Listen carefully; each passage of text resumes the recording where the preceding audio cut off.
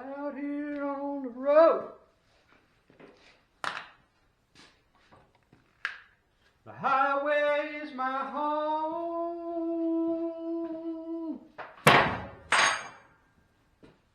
Every night.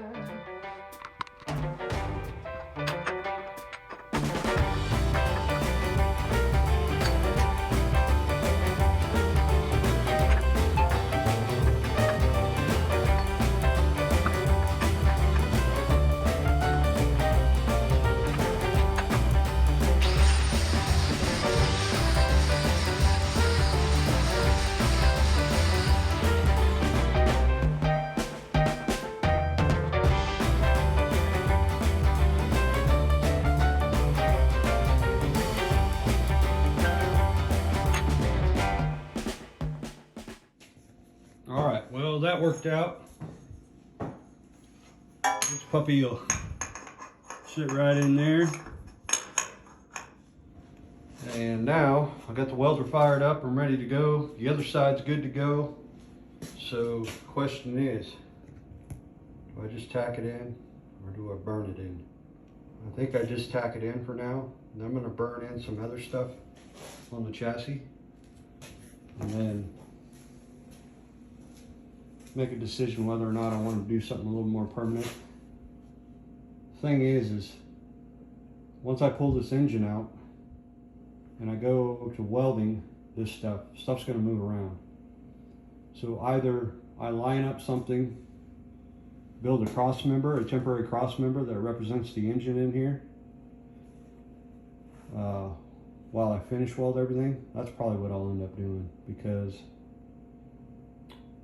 I don't want to make anything permanent. I've been resisting burning stuff in this whole time, because you get down a little bit further down the line and you figure out you forgot something, and it's a pain in the ass to cut stuff out. So yeah, that's what I'm going to do. I'm going to just go ahead and tack it in. If for some reason I need to move the engine forward or back, it'll be a lot easier that way. I don't foresee having to do that. I got my measurements right on my transfer case, and I got everything representative of where I think it should be. I think we'll be good, but you never know. So let's go ahead and tack these in, put some real good heavy tacks on them, and then pull that engine and make a cross member of some kind that represents that engine mount width. I think that's probably the way to go. That'll really help keep things stabilized and keep things from rotating and pulling, things like that. So, all right, here we go.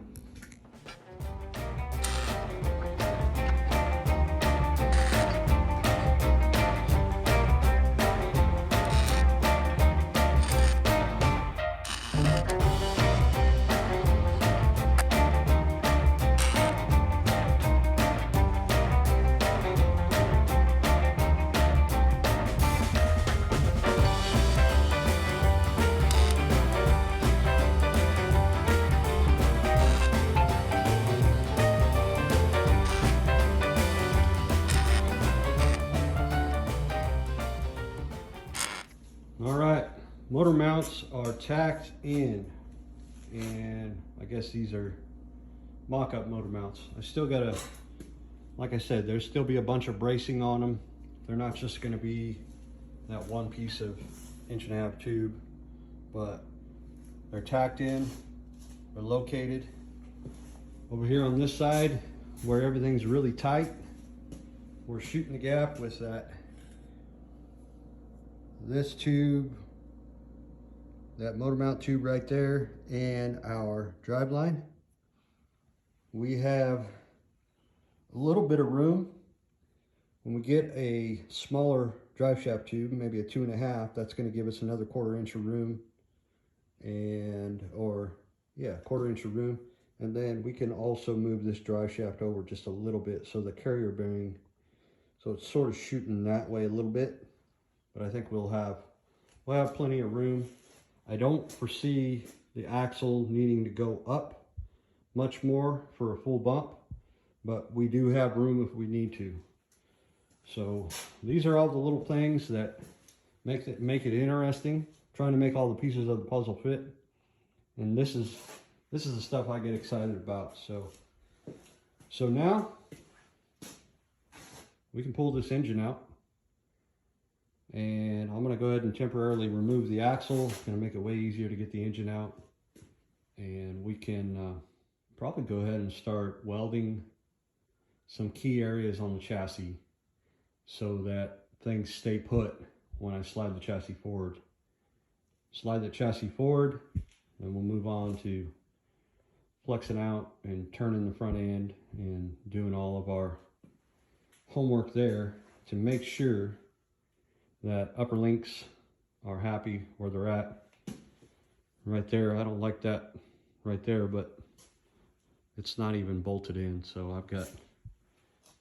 I've got things to finish up. Everything's just sort of in mock-up phase. It's a mess, but you'll see there's a method to my madness as we move forward. All right, here we go.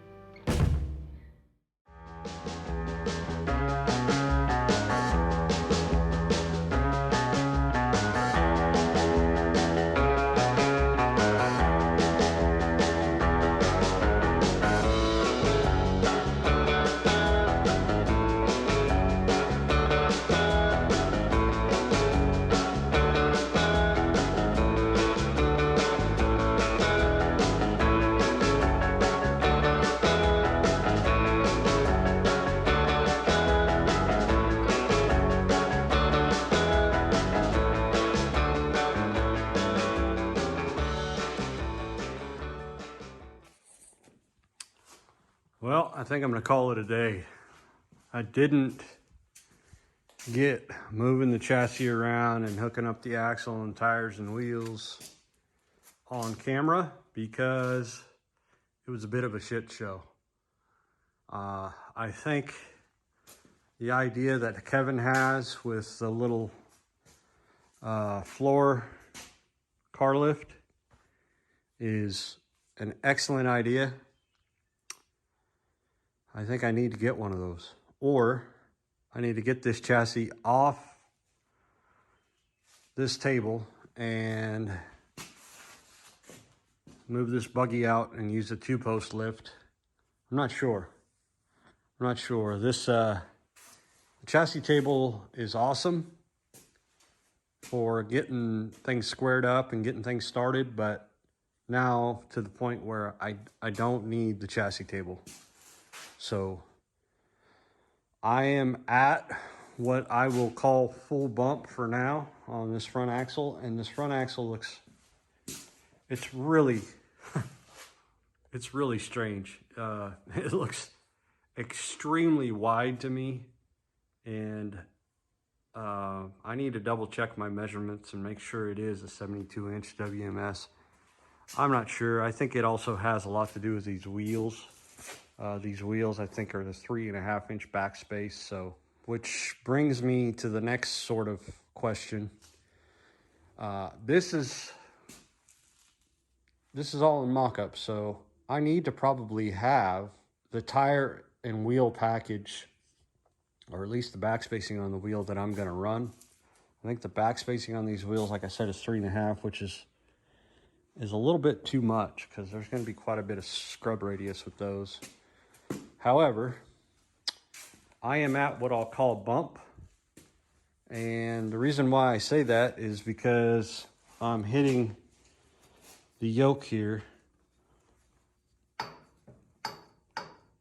on the upper link. So I knew I was going to have to raise these upper links up a little bit, and I have room to do it underneath this frame rail. I got a bit of room. I may have to cut these rails back a little bit and then bring them up again, or out, or inward and back out. I'm not sure, but I do know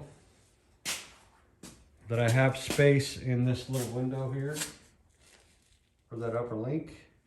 Got quite a bit of space. I can go up another inch or so, and the next point of contact is going to be there. So I need to go ahead and start working on these upper links, raising them up a little bit. And then the other thing that I've learned is my steering. So I turn this all the way lock to lock. Oh, I'm hitting the jack stand here. Stand by. So this is what I would be, this is locked out here. And that's max steering angle for this knuckle, which I would imagine is 50 degrees. And I got plenty of room here, which actually I don't have plenty of room. So this will be, eventually this will be a 2-inch link. So I'm going to be I'll be hitting the link there. And I've got some daylight in here. So if I go to run a true 40-inch or 42-inch tire, we're good. So I don't know about a 42-inch tire. I don't, never say never, but I don't know about that. So if I come over here, so I'll measure this max angle, and we'll see where we're at with this steering angle. I am going to get a pretty long ram, and what I'm going to do is internally limit the ram. I like this crossover tube being up high, so I'm most likely going to fabricate my own high steer arms.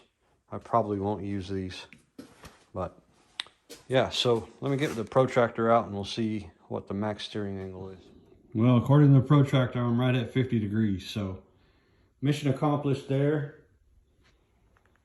I think we have the front links set where we want them. I think this distance here to our rocker tube is good.